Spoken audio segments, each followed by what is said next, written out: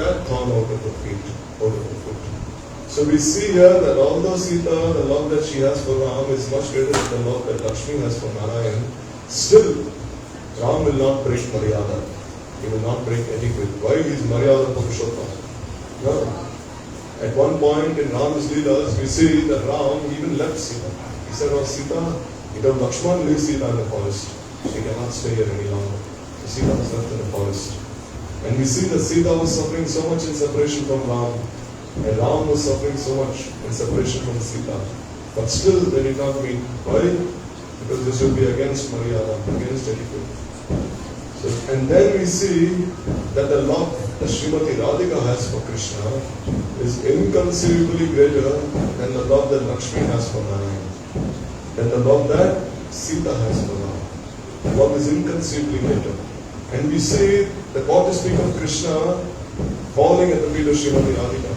Sometimes he falls at the feet of Srimati Radhika and he offers his very self at her feet. He places his head at the lotus feet of Srimati Radhika. But do we see anything like that ever happening in the pastimes of Sitaram, Lakshmi Narayan? No. Therefore we see that this sweetness, this Madhurya Maya Leela, is so much more greater than Aishwarya Maya Leela. But still, although Krishna is the personification of such sweetness, such Madhurya, still at the same time, simultaneously, that he is also the Supreme Personality of Godhead himself. This is what Gurudev is saying. Krishna has two features to his pastimes. One is called Sarvagyata and one is called Mukta. So Vishwanath Chakravarti Thakur, he describes this in the Bhakti Chandrika. Sarvagyata means, although Krishna is the beloved son of Nanda and Yashoda, although he is the beloved lover of Srimati Radhika, although he is the dear friend of Sridhar and Subal, still, at the same time, he is also omniscient. Sarvagyata means he knows everything, past, present, future. His godhood is never lost at any moment. There were so many demons, they tried attacking Krishna. But Krishna, he killed all those demons. And what to speak of killing them, he also gave them liberation. He delivered them. Therefore, one name of Krishna is Hatari Gati Dayaka. Hatari Gati Dayaka means he gives this topmost gati, topmost destination to those demons whom he kills. Therefore, he is called Hatari Gati Dayaka. He is Sarvagya. At the same time, he is also Mukta. Muktata means, although Krishna, he knows that he is the Supreme Lord himself, that he is Bhagavan himself, still, at the same time, he forgets that he is Bhagavan. By Yogamaya, his spiritual potency, Supreme Swarup Shakti, what happens? By the working of Yogamaya, he forgets that he is God. That is called Muktata. At that time, when he is sitting on the lap of Yashoda, sometimes he catches hold of Yashoda. And Yashoda, what does she do? She tells Krishna, oh, sit down. She just makes him sit down.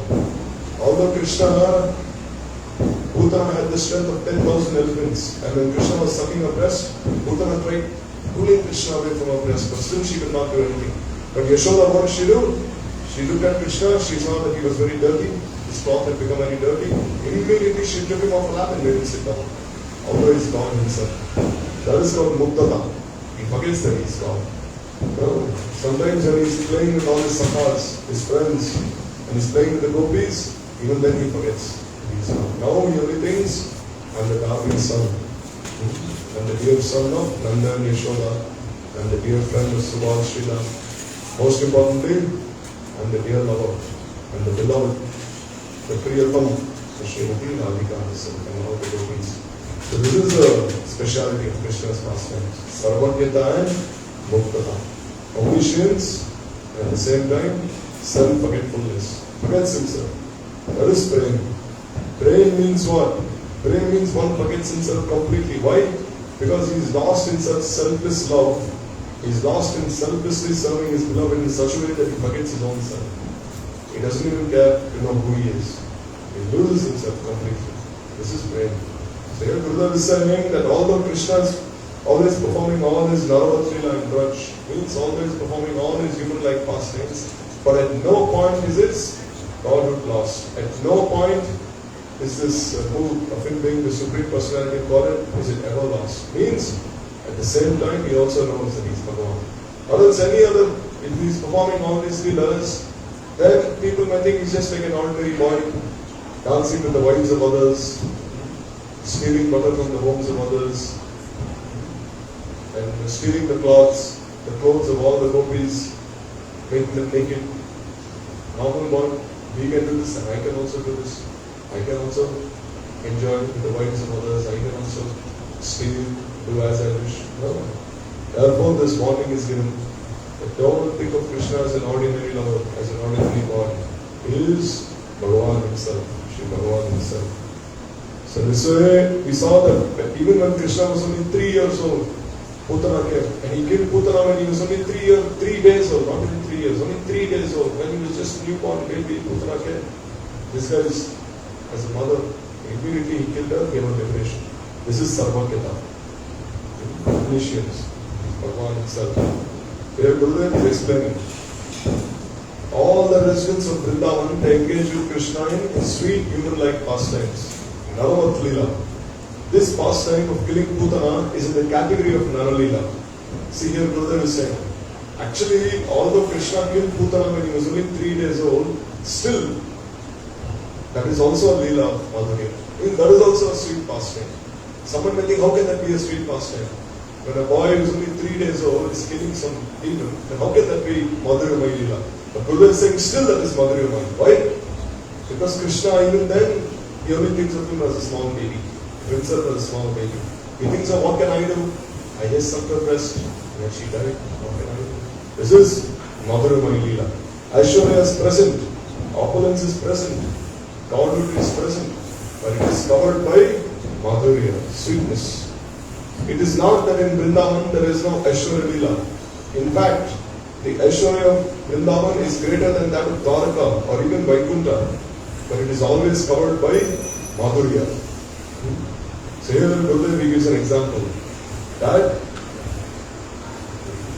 he says, if there is 10 kilos of sugar or 10 kilos of salt, you keep 10 kilos of salt and then you keep 10 kilos of sugar.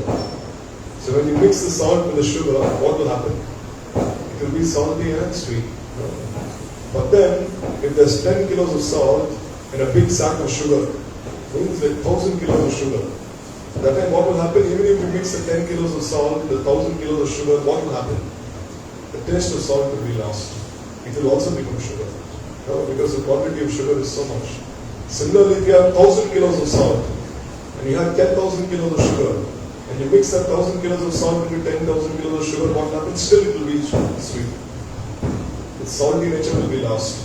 Similarly, this opulence of Vaikuntha is like salt and the sweetness of Braj is like sugar. So even if you add the combined opulence of all the Vaikuntha planets, still the sweetness of Braj is like the unlimited ocean. So you can add as much salt as you want in this sweet ocean. But what will happen? It will also become sweet. This is the nature of Braj. His opulence is always covered by his sweetness. Therefore, Gurudev used to joke with all the devotees. He would say, when Swami Maharaj, Prabhupada, he came to the West, he taught everyone that Krishna is the supreme personality of Godhead. But now, what am I teaching you? I am teaching you that you forget that Krishna is the supreme personality of Godhead. Now you forget. Now you only think of him as the dear son of Nanda and Yashoda. You think of him as a dear friend of Sudhana and Sridham. You think of him as a dear lover of Srimati Radhika. Because this is Sambandha, no? The Brajavasis, what is their Sambandha with Krishna? It's only based on pure love and affection. That love is completely causeless. Ahitu means no cause whatsoever. They love Krishna just for the sake of loving him. That is love. Even in this world, we can see so many examples of such pure love. In Jagannath Puri, there is one temple called Nandi Mata's temple. So Nandi Mata, she was a great devotee.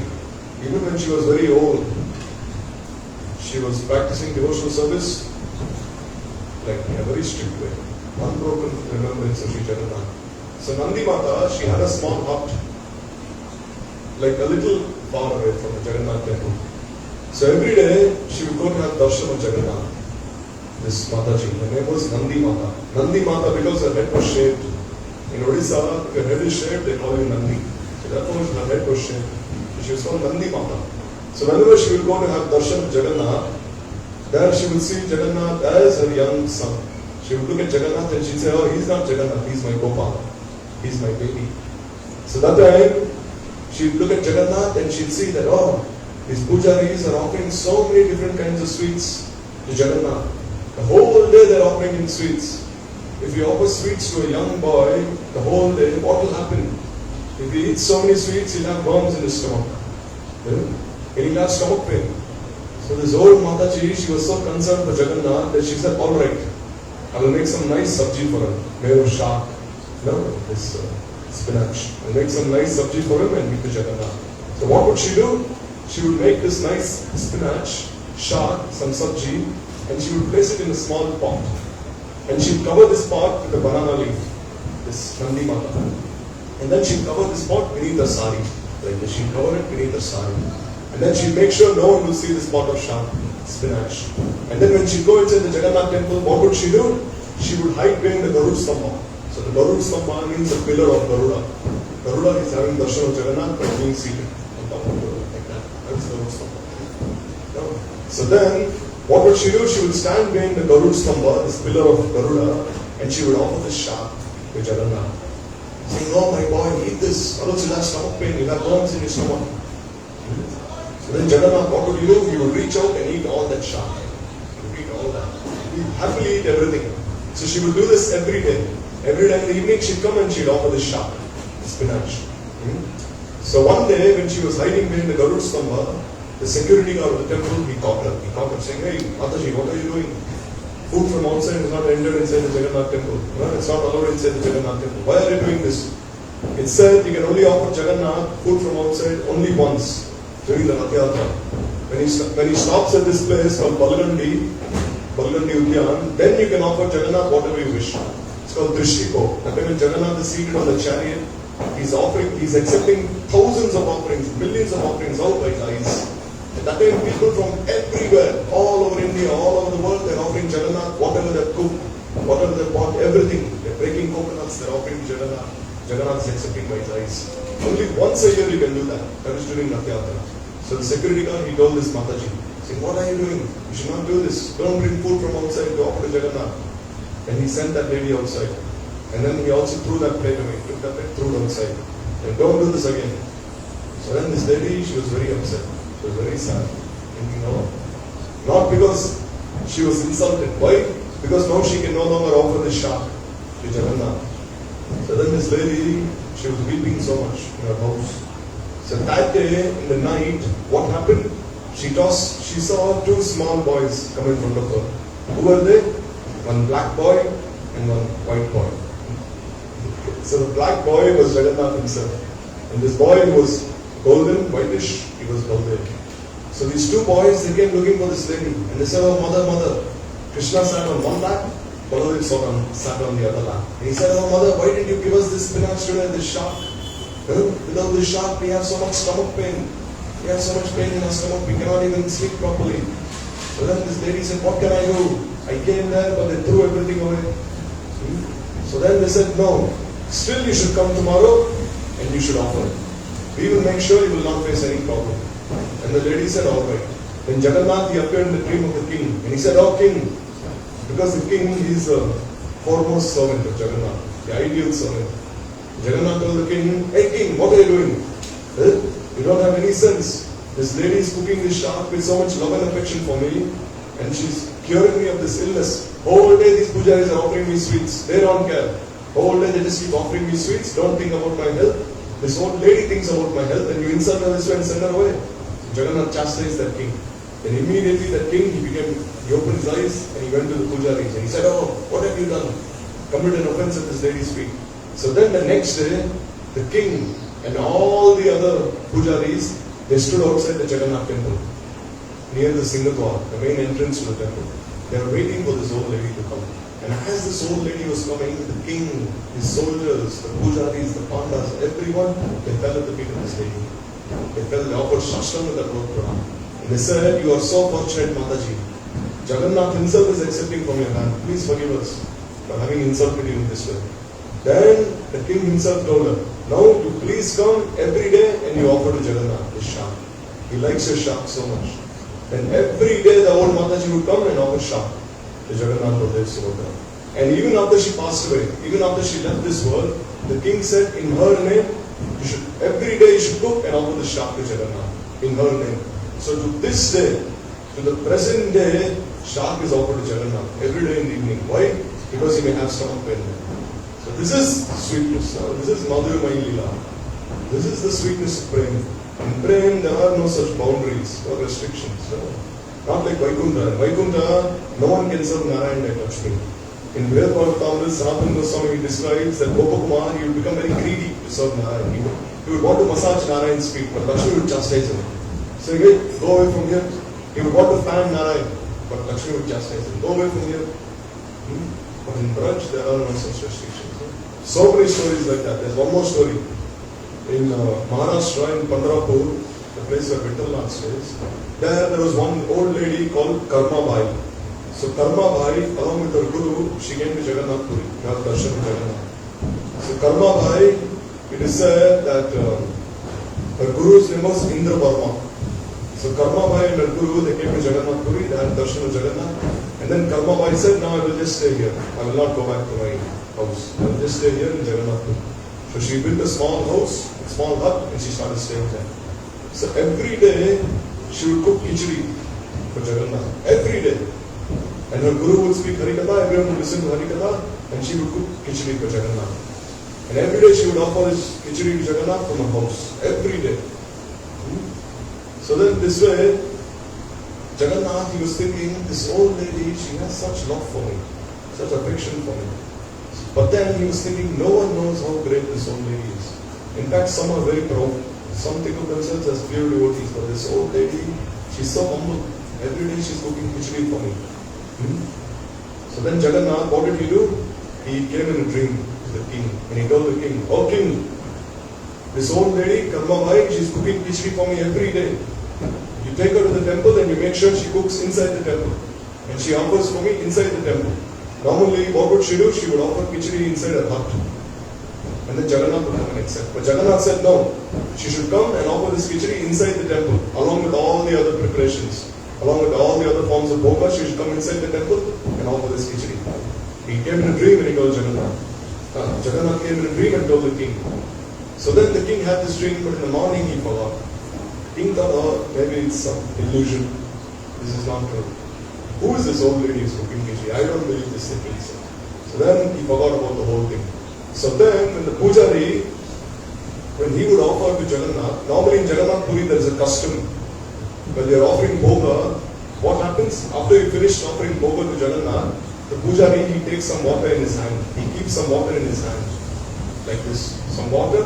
And then, if Jagannath has really accepted the bhoga, the reflection of Jagannath can be seen on the palm of his hand. Jagannath is really accepted. Then Jagannath, he can be seen on the palm of his hand.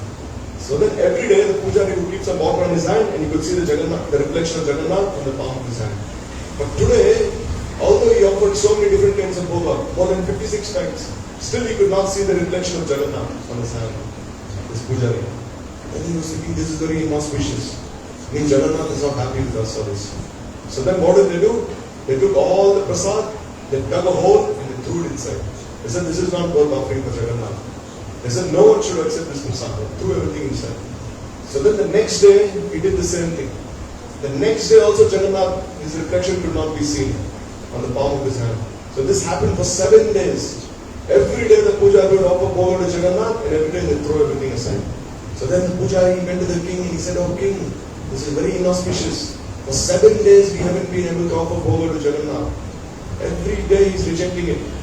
I think we've committed some offense at his lotus feet. Oh king, please do something. Then the king realized, oh Jagannath, he came in my dream and he told me that this lady should come inside the temple and cook khichdi. He said, alas, I've forgotten. So then the king immediately went to this old lady, Karma Bai, and he fell at her feet. He said, oh Mataji, please come inside the temple. You offer your khichdi there. Don't offer your khichdi outside, you come offer your khichdi inside the temple. Then Karma Bai, she was thinking, what are you saying? She said, please you come. So then Karma Bai said, alright, I will come. So when she made the khichdi inside the temple, she told the pujaris, if you take this khichdi and you offer it alongside the 56 types of bhoga that you have made for Jagannath. these pujaris became very angry. He said, what is this old lady saying? We have cooked 56 types of different types of prasad for Jagannath, and this old lady, she's only made khichdi. Like khichdi, which is so simple, nothing special about khichdi. And she says that this khichdi should also be offered along with 56 types of bhoga. They became very angry. They told the king, we will not listen to this old lady. And the king said, don't do this. Jagannath already is very upset with all of you. So if you do any more offenses, if you commit any more offenses in the lotus feet, then Jagannath will surely punish you, he said. So then immediately, whatever this old lady had cooked, they also offered to Jagannath. In Jagannath, he accepted her khichdi also. So to this day, that old lady also passed away after some time. And to this day, they also offer khichdi. According to that old lady, how she cooked, to this day also they offer khichdi. This is all they do.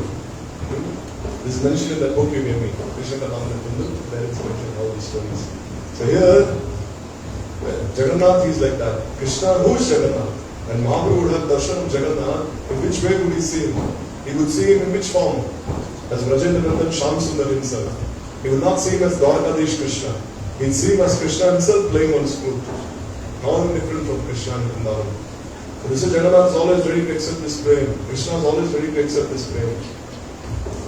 Like once Jagannath, he also had one more servant. His name was Bhagavan Das. So Bhagavan Das, he was the pujari in Jagannath Puri. So Bhagavan Das, he was a very good pujari, but he had one weakness. One weakness he had was, he liked visiting prostitutes. That was one weakness he had. So one day when Rath Yatra was going on, he was with one prostitute. He was talking to her. So then he heard that Rath Yatra was going on and Jagannath's chariot was not moving. Jagannath refused to move even one step ahead. Why? Because Bhagavan Das was not there. So then Bhagavan Das immediately he came running to where Jagannath was. And when he tried touching the Jagannath chariot, the other Pandavas stopped him, saying, hey, how dare you touch his chariot? Just now you've been with the prostitute, you've been talking to a prostitute, we've seen you, and now you're coming and touching Jagannath's chariot. You have no sense. And then they threw him out of that, saying, get out of here. How dare you come and touch the chariot? But Jagannath's chariot could not move. And then what did Bhagavan Das do? He made a chariot out of sand. Anyhow, he took some sand and anyhow he made a sculpture out of the sand. And then he made a chariot for Jagannath. And then he had a small deity of Jagannath. He placed that small deity of Jagannath on the chariot. And he started pulling the chariot made out of sand. It's impossible to make a chariot out of sand. And what to speak of moving it. But then he started pulling it. This chariot made out of sand, little by little. And then everyone saw that as he was pulling his little chariot, even Jagannath's chariot was moving. And when he stopped pulling his chariot, even Jagannath's chariot stopped. Everyone saw by their own eyes. Then the Pandavas, they realized what happened. And then they apologized to him, begged for forgiveness, and had him pull the chariot. So in this way, Krishna, he is called Bhavagrahi Janardana. He only accepts this loving sentiments that one has in his heart. But Narayan, he is very strict. He looks for rules and regulations, for discipline, and all the other things. But Krishna, he only accepts this love that one has in his heart. So here, Gurudev is saying that in Vrindavan, the Brajvasis are like that. Although Krishna performs so many such leelas, such Subramanian leelas that only God could perform, still, that love for Krishna does not slacken at any moment. Means he does not lessen at any moment. So we see that Nanda, Yashoda, and all the Gopas and Gopis, they accept Krishna as Nanda and Yashoda's son. They accept Krishna as their own friend, and they behave with him accordingly. When everyone saw Krishna lift Giriraj on his left pinky finger, some of the cowherd men, they told Nanda, oh Nanda, your son Krishna is not an ordinary boy. He's just like Narayan. Perhaps he's Narayan himself, or else how could he lift Giriraj? Nanda said, okay, you are saying like this, no harm.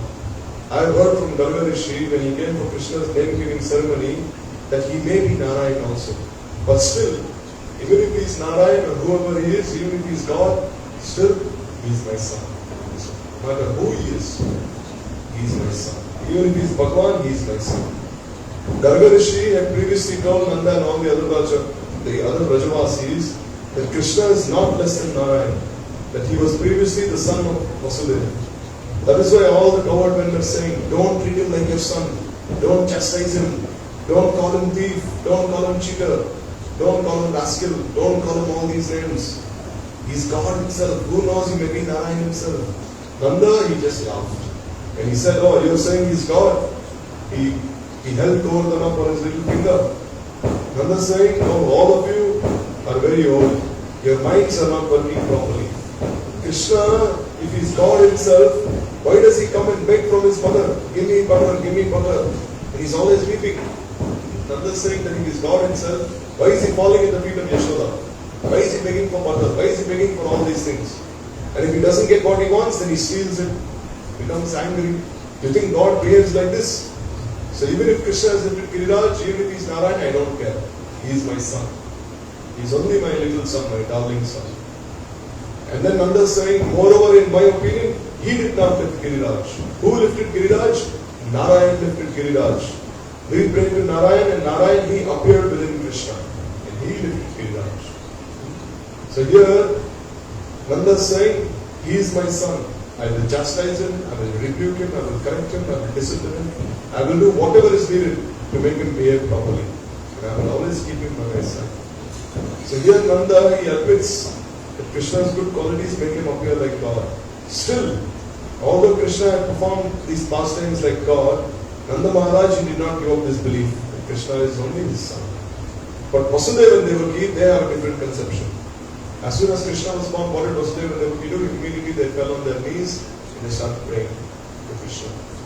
Oh Krishna, please forgive us for any offenses being committed on your Lord's feet. So many prayers they started offering. But then Krishna, he thought, what are they doing? And my parents, and they are behaving like this. So then Krishna, he covered their opponents. Yogamaya came, and then Yogamaya covered their opponents. And then what happened? Devaki and Vasudeva, they told Krishna, oh Krishna, please become a small boy. Because if you are like this, Kamsa might try to kill you. So please become a small boy, baby, and we'll protect you. And then Krishna became a small baby. This is Madhurya Lila. Even Devaki and Vasudeva, they were also with such influence by such Madhurya.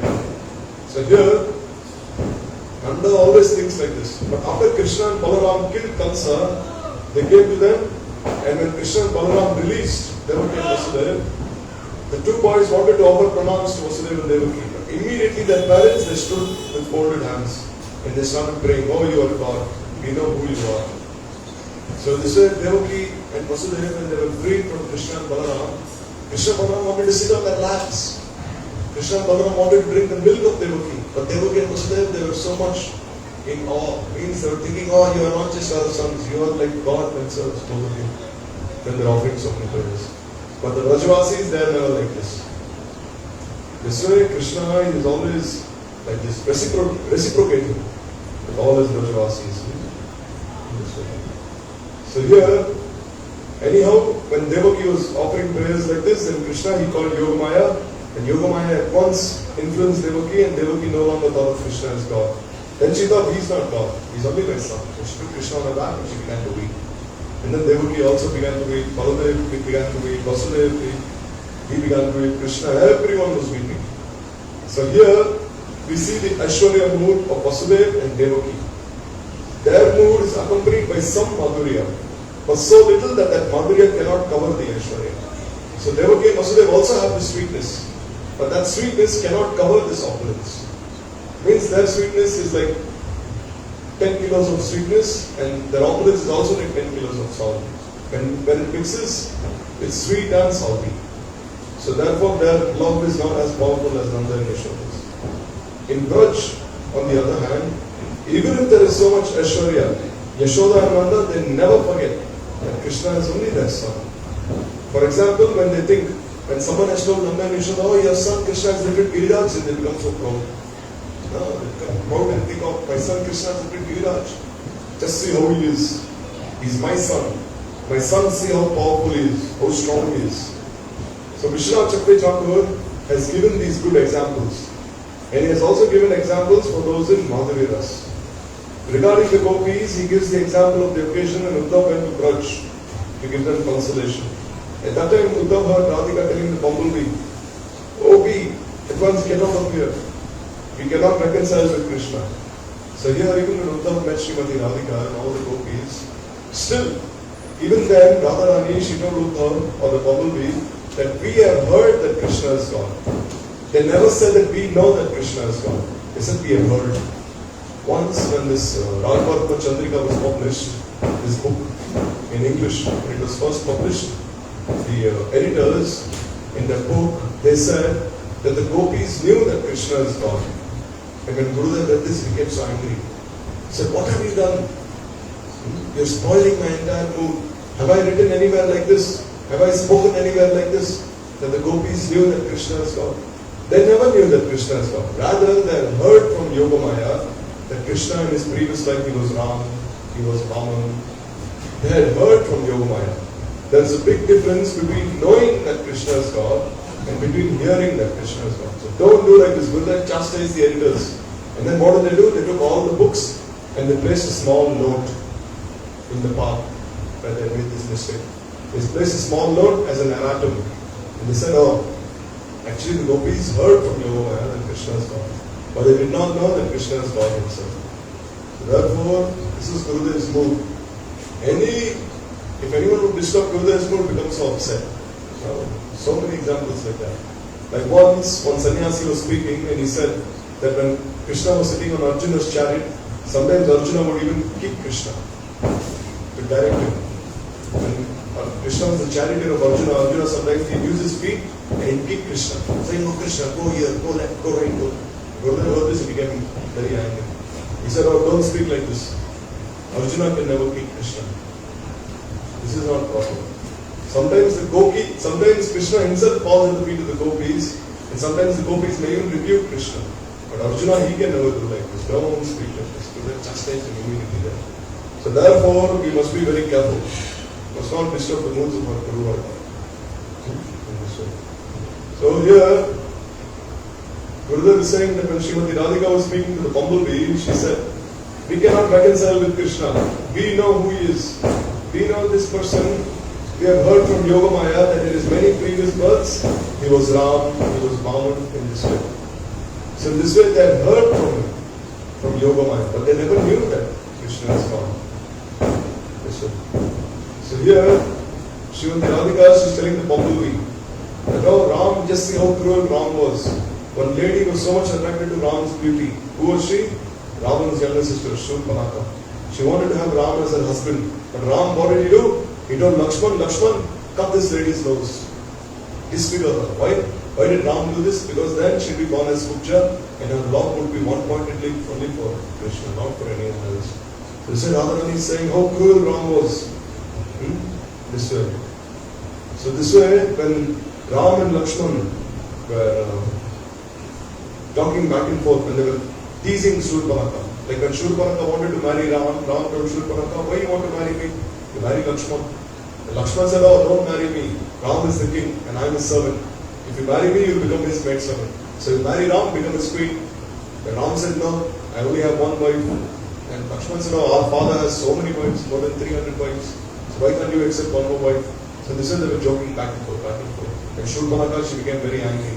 She looked at Sita and she said, oh, Sita is the very reason that they are not accepting me. Then she went to kill Sita. At that very moment, Ram told Lakshman, oh Lakshman, don't joke with her, immediately do something. And Lakshman took an arrow and he cut her nose off in this way. And then Shurpanaka was bleeding so much. So here Gurudev is saying, don't ever joke with ladies.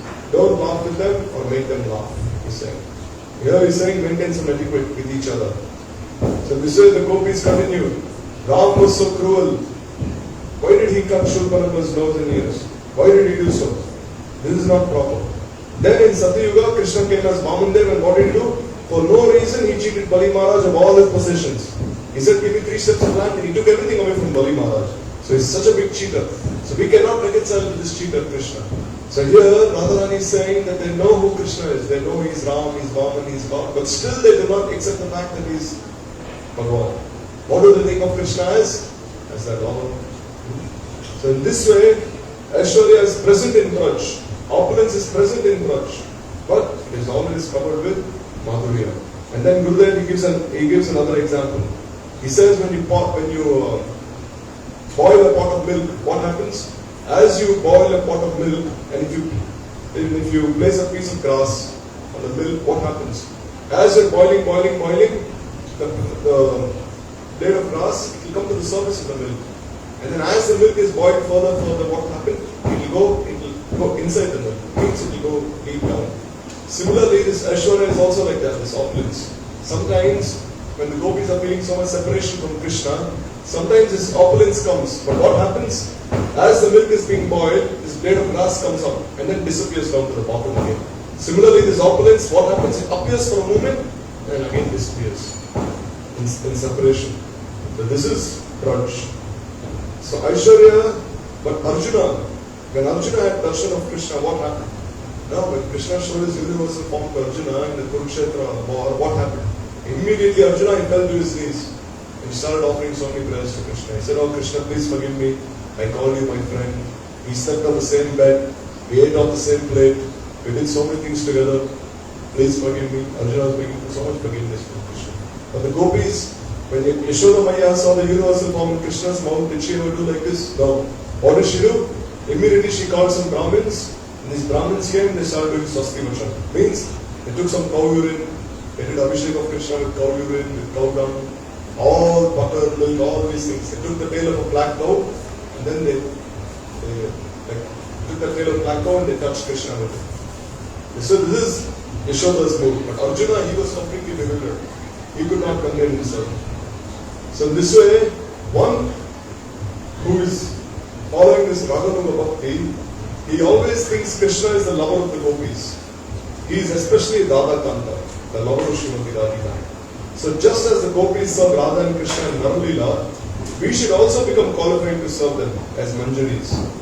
This is the meaning of Brajalokanu Sarata, or following in the footsteps of these associates of Krishna and Braj. So Gurudev is saying here that the Brajavasis, they had no conception of Krishna being God. Similarly, if we also want to do Raganuga Bhajan, if we also want to serve Krishna in a mood of spontaneous love and affection, with intimacy, with possessiveness, then we should also follow in the footsteps of the Brajavasis. Means, we should also think of Krishna as the beloved of Srimati Radhika, as a lover. We should also serve Krishna as a maid servant, as Radharani's maid servant. So Nanda, Yashoda and the gopis, they all have relationship with Krishna as human beings related to each other, even though they are not humans. This is Naralila. So here Gurudev is saying Nanda, Yashoda and all the Brajavasis, they are not just ordinary human beings. They are all actually the eternal associates of Radha and Krishna. But still, in spite of them being the eternal associates of Radha and Krishna, what is their relationship with Krishna? Their relationship with Krishna is completely human-like. Nara means human. What means like? Human-like pastimes. They have no conception of how the Vaikuntha-vasis have. So then, here Gurudev is saying that perform all the 9 limbs of devotion, especially the 5 main limbs. What are they? Always stay in Braj, be in Sadhu Sangha, engage in Nam Kirtan, listen to the Bhagavatam, stay in Braj, and then serve the deity form of Radha and Krishna. Whatever limbs of Bhakti are executed in Vaidhi Bhakti are also adopted in Raganuga Bhakti as well. Only the mood is changed. So Gurudev is saying if you want to achieve this Raganuga Bhakti, then execute all the limbs of bhajan. First, according to Vaidhi, according to regulated worship. And then gradually, as and when you progress, as and when you advance on this path of Vaidhi Bhakti, what will happen? It will transform into Raganuga. Means the mood will change. But still always engage in this worship. Especially serve the deities, Gurudev says. The deity will always reciprocate with you. The deity will even speak to you. If you have a personal connection with the deities will even speak to you. Once in Jaipur, some devotees, they would come and speak to Bhagavatam in front of Govinda Dev. Every day, some devotee or another, he would speak on Bhagavatam and everyone would listen. So one day, another devotee, he came and he started speaking of the Bhagavatam. So then he asked all the devotees, do you remember where the other devotee left? I will continue from where he left off. And all the devotees, they drew a blank face. The devotee said, we don't know where he stopped. And this Vaishnava said, what are you saying? All of you are sitting here every day for Harikatha, every day for class, and you don't even know where he stopped. What are you listening in the first place? So he chastised them, this Vaishnava. He said, now where should I start? I don't even know where to start. None of you have even heard one word of Harikatha. All of you have been sitting here for like 1 hour, 2 hours, and none of you heard even one word of Harikatha has not entered inside your ears. Because you don't even know where he stopped. So in this way, when the Vaishnava was chastising all the devotees, then what happened? He heard a voice coming behind the curtain. And then they opened that curtain. And what happened? Govindadev himself was speaking. Govindadev told the Vaishnava, oh, this Vaishnava who was previously speaking Harikatha, he stopped at this shloka, this chapter. You start from the next shloka, he stopped there. And then everyone saw that Govindadev himself was listening to Harikatha. And then he reminded all the devotees that the Vaishnava previously he stopped at this place, this page, this verse, this chapter. So this way, Thakurji is not merely made of stone or wood or any metal. The deity form of Thakurji means he's Thakurji himself, always reciprocating with his devotees. Then recently I was reading one story. Once there was a prostitute in Bengal. So this prostitute, she was very wealthy. She had made so much money. So then this prostitute, one day she was thinking, I'm so sinful. I'm so lusty, I'm so sinful. By selling my body, I've made so much money. This body is actually a gift by Krishna to engage in bhajan. But rather than using my body in bhajan, what did I do? I sold it away. I made other men enjoy my body. This gift given by Krishna. Alas, fire on me. This prostitute said. Then what did she do? She took all the money and she came to Vrindavan. All the money that she collected from her illicit relationship with men, she took all that money and she came to Vrindavan. And then she came to the Govindadev temple. Because at that time, Radha Govindadev temple was the most famous temple in Vrindavan. Even now everyone goes to Govindadev. So then this lady, she approached the Pujari. And she said, oh Maharaj, Pujari Maharaj, please accept this donation that I am giving you. The Pujari looked at this donation, he said, oh, so much money. You're a lady. Where did you get all this money from? Be truthful. Then this prostitute said, actually I was a prostitute in my previous life. My previous profession was I'd sell my body to so many men. And this Pujari said, so are you telling me that this money that you're giving me, you have got by selling your body to other men? She said, yes. Pujari said, what should I do with this money? She said, oh, please cook a nice feast for Govindadev. Pujari said, never. He said, how can I even touch this money? You bought this money by selling your body and you want me to touch this money? Go away from here, you simple lady. Just by seeing you, all my piety will go away. All my pious activities, the results for all my pious activities will go away. Leave from here. Pujari chastised her. Don't want to see her face also. Then this lady was weeping so much. Then she sat on the banks of the Yamuna, she was weeping. For 3 days she was only fasting and weeping. Saying, oh, I should just jump inside the Yamuna, give up my life. Then Govindadev, he appeared in a dream to the Pujari. He appeared in a dream to the Pujari and he said, oh Pujari, why are you so cruel-hearted? Then the Pujari said, what am I supposed to do? This lady is so sinful. When she's giving me this money that she's collected by such sinful means, how can I even offer boga for you? Buy things for you in the name of this lady. I cannot do this. And Govinda said, all right, you forgive her. Whatever she has done, she has done. Now at least she's become a devotee. Don't think of her past activities. Now you think about the present. Anyhow, you accept what she's doing. So then the prostitute again she came after 3 days. And then she offered this money to the Pujari. Pujari said, all right, I will accept. Govindadev has given me this order. So then the Pujari cooked a big feast for Govindadev. So many different varieties, 100 varieties. Because this lady had made so much money by this profession. Then everything was offered to Govindadev. Then what happened? Whatever was offered to Govindadev, it was distributed to all the devotees. This prasad was distributed to everyone. Whoever came to attend Arati, whoever came to have darshan of Govindadev, it was distributed to everyone.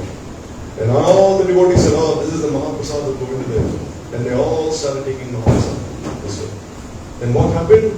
All those Vaishnavas who took Mahaprasad, then they all became very sexually agitated. In the night, they all became very sexually agitated. And then they went to the Pujari. Hey Pujari, what is this? We ate this Mahaprasad, now we are all feeling so sexually disturbed. Tell us the truth, what happened? Then the Pujari said, what am I supposed to do? This lady, she came, she was a prostitute, she gave me all this money, I made boga, I offered to Thakurji. At first I refused this lady. I said, I will not offer anything. But Govindadev himself came to me in a dream and he said, accept this lady's offering. So how am I to play? And all these devotees are thinking, alas, now what to do? When they all started fasting, and they all started praying to Govindadev. Govindadev, what have we done? Now we are feeling so sexually agitated because of having accepted what this prostitute has given to you. And Govindadev, he appeared in front of all the devotees and he said, you see, what this lady had offered, I can digest. I have accepted, I can digest. But none of you can digest. I can digest. And the devotee said, but this is your Mahaprasad. How can we refuse your Mahaprasad? Govinda said, yes, this is my Mahaprasad. It is true. But still, it doesn't mean that you accept Mahaprasad and eat as much as you can. You should accept a little. If you accept a little of my Mahaprasad, little remnants, then you would have not been so sexually agitated. But because you ate so greedily, you went as much as you could, therefore you become like this. So therefore be careful, Govinda said. So therefore here we see that even in his deity form, Krishna is always reciprocating with all his devotees. He even speaks to his devotees. If the devotee has a pure relationship with him. He'll even tell his devotee, oh, I'm so hungry. Please give me something to eat. Oh, today I'm being so cold. Oh, please do this for me, do that for me. No. Like, recently I was just reading about the life of Srila Bhaktivedanta Maharaj. That Bhaktivedanta Maharaj was saying that once his grandfather, he had some bananas with him. So his grandfather, he took these bananas and he told the pujari, offer these bananas to my Gopal. The pujari, he offered all these bananas to Gopal. So the next day, the grandfather, he saw that Gopal, he had a cold. He had a running nose. Mucus was coming from his nose. Then Bhaktivedanta grandfather looked at Gopal and he said, oh Gopal, you have a cold. He said, yes. How did you get this cold? He said, this pujari, he offered 1 kilo bananas to me. Then Bhaktivedanta grandfather went to the pujari. He said, hey, what have you done? Why did you offer 1 kilo bananas? He's a small boy. He's a baby. Gopal is a baby. You offer him 1 kilo at a time. Don't do this. Offer him 1 banana at a time. 1 or 2. Not that you offer an entire kilo to him. 1 dozen, 12 bananas at a time. Don't do this. So immediately, what did he do? He made some medicine. He took some herbs, made some medicine, and he offered it to Gopal. And then Gopal took that medicine, and his cold was cured. So in this way, the deity form is always reciprocating with all the devotees in such wonderful ways, such beautiful ways. In this way. So therefore, here, Gurudev is saying that all these limbs of devotion that you are executing with this mood of Vaidhi Bhakti, continue doing so, he is saying. And as and when you continue doing so, as and when you advance, what will happen? The mood will change and it will become Raganuga Bhakti in this way. So then, Tamal Krishna Maharaj, he is asking one question. He is saying when we are chanting at Japa, we are remembering all these services that Raghunath Das Goswami is performing, but describing in his Virat Kusumanjali. How he is preparing the kunja near Radha Kunda, where Radha and Krishna will meet. How Rupa Manjari is massaging Radha and Krishna's feet. How Rupa Manjari is massaging Krishna's feet, and Rati Manjari is massaging Srimati Radhika's feet.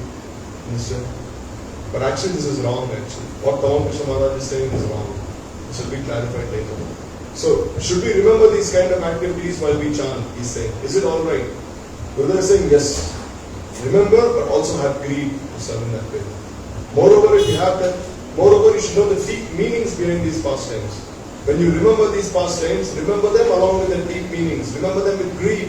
And then when you chant Harinam, you'll feel so happy within your heart. You'll remember more and more. So Gurudev is saying, now do as you're doing. And then what will happen? Gurudev himself will reveal your eternal form in this way. So then Tamal Krishna Maharaj is saying, how do you meditate on your Gurudev? He's asking Gurudev. So Gurudev is saying, when I meditate, we all think of ourselves as the assistants of Vinod Manjari. Gurudev is saying, I don't serve Rup Manjari directly or Rati Manjari directly. I serve Rup and Rati Manjari under the guidance of Vinod Manjari. Who is Vinod Manjari? Vinod Manjari is Keshav Maharaj, Param Gurudev himself. But then Tamal Krishna Maharaj is saying, how does a disciple just as you, how do you meditate on your Gurudev and assisting Vinod Manjari? Gurudev is saying, I will tell you afterwards. You will also know. Gurudev is saying, you will know by realization. I cannot tell you this. He's saying, if you continue serving your Guru Maharaj, the Guru Maharaj will reveal everything to you within your heart. And then you will meditate accordingly. So then Tamal Maharaj is saying, I am asking this because you said that we should meditate on Rupa and Rati Manjari. So how should we meditate on our Prabhupada? So Tamal Maharaj is saying, we are disciples of Srila Prabhupada. You are meditating on your Guru as Vinod Manjari. But how should we meditate on our Prabhupada? How should we meditate on him? Gurudev is saying, as our Acharyas have done. We meditate on our Gurudev as a very near and dear Sakhi of Rupa Manjari, who has qualities like those of Rupa Manjari, but not exactly the same. So how do we meditate on our Guru? Gurudev is saying, I see my Guru as having qualities similar to those of Rupa Manjari. Not exactly the same qualities of Rupa Manjari, but similar qualities. So then Tamal Krishna Maharaj is saying, are we assisting our Gurudev also in a sadhana form? Will we also be assisting him there? So Gurudev is saying that the form of your Gurudev which you have seen and served will surely come to you. So you can pray to him in that form. And then his form as a Sakhi will manifest in your heart. So Gurudev is saying, now you have seen your Prabhupada accordingly. So meditate on your Prabhupada in the form that you have seen him. And as and when you meditate on your Prabhupada in the form that you have presently seen, what will happen? He will mercifully reveal his form as a Sakhi to you within the core of your heart. This is sadhana. And then when he gives you his darshan, meditation will become very easy. It is certain that he will somehow give an idea of his form. And then you will be able to realize and serve him. But now just pray to him. Please manifest yourself as you serve in Krishna Lila. So Gurudev is saying that meditate on your Prabhupada like how you have seen him. And then gradually he will reveal his form as a Sakhi within your heart. This is the Guru Mantra, he is saying. When we are chanting the Guru Mantra, Guru Gayatri, we should know that our Guru is a Sakhi of Rupa Manjari, serving Radha and Krishna under Rupa Manjari's guidance. For now you can realize what you have seen and whom you have served. And then engage in sadhana bhajan. As you have seen how he is. And then you should serve. So Gurudev is saying that when you are chanting your Disha mantras, especially when you are chanting your Guru Mantra, your Guru Gayatri, how should you meditate on your Guru? Meditate on your Guru as a maid servant of Rupa Manjari. Meditate on your Guru as assisting Rupa Manjari in her services to Radha and Krishna. This is how you should meditate on your Guru when you are chanting your Guru Gayatri. So Gurudev is saying, as you have seen him, meditate on him in that form. And then you will advance gradually according to him. So we'll stop here, and all these beautiful moods that Gurudev has described, we can only pray that these moods will be retained in our hearts. And that we know the essence of all these conversations, that we realize that within our hearts. So we will Panchāto Bhataru Vishya Kripasato Vevacha Patitanam Pavanebhyo Vaishnavibhyo Shla Gurudeva Ki Jai, Shla Param Gurudeva Ki Jai, Shla Prabhupada Ki Jai.